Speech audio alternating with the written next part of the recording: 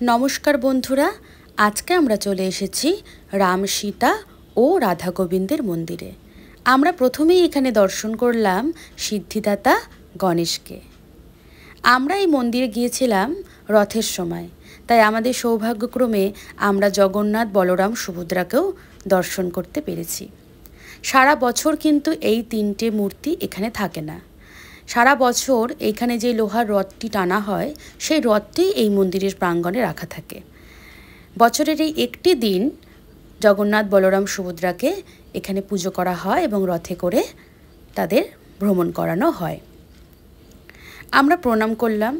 আমরা এবার চলে যাব যে আসল মন্দির, সেটা হচ্ছে রাম, সীতা ও রাধাকৃষ্ণের মন্দিরে।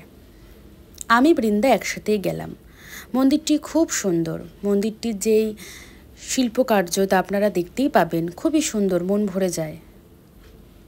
এবং মন্দিরটি কিন্তু বহু বছর ধ্বংসপ্রাপ্ত অবস্থায় পড়েছিল। মন্দিরটি এখন পুনরুদ্ধার করে নতুন করে কাজ শুরু হয়েছে। কাজ এখনও চলছে, সম্পূর্ণ কাজ এখনও শেষ হয়নি।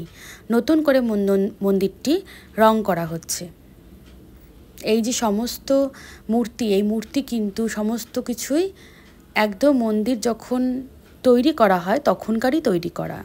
এখন শুধুমাত্র এগুলো নতুন করে সাজানো গোছানো হচ্ছে, রং করা হচ্ছে। আমি ও বৃন্দা দুজনেই প্রণাম করলাম এবং একটু উঁচুতে উঠে আমরা চলে যাব এবারে রাম, সীতা ও রাধা গোবিন্দের মন্দিরে। মন্দিরে প্রণাম করে তারপর মন্দিরে প্রবেশ করতে হয়। এই ধুলি আগে মাথায় নিতে হয়। আমরাও তাই করলাম।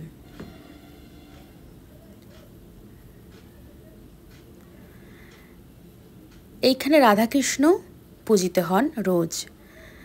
রাধা গোবিন্দ এখানে বিরাজ করছেন। প্রত্যেকটি মূর্তি কিন্তু পাথরের। বহু ভক্ত এখানে আসে, তারা পুজো দেন, তারা এখানে সময় কাটান। জায়গাটি এতই সুন্দর, মনোমুগ্ধকর যে আসলে পুরো মন শান্তি হয়ে যায়। আপনারা যখন আসবেন দেখবেন কত সুন্দর এই জায়গাটি, একদম চুপচাপ শান্ত একটা পরিবেশ। এই হলো রাম, সীতা ও লক্ষ্মণের মূর্তি। এনারাও এখানে রোজ পূজিত হন। এই হচ্ছে মহাভক্ত, যে এখন শান্তিতে এখানে ঘুমোচ্ছে।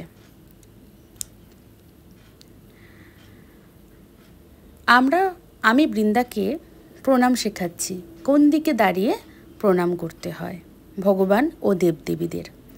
বৃন্দা আমার কথা মতো প্রণাম শিখে সে প্রণাম করছে। আমিও বৃন্দার সাথে প্রণাম করছি।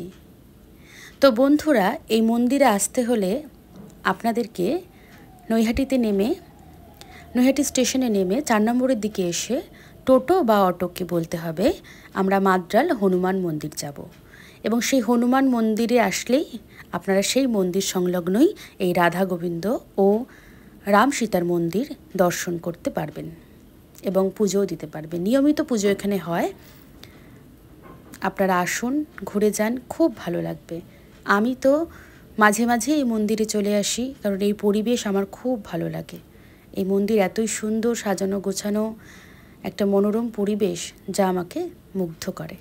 আজকের মতো টাটা।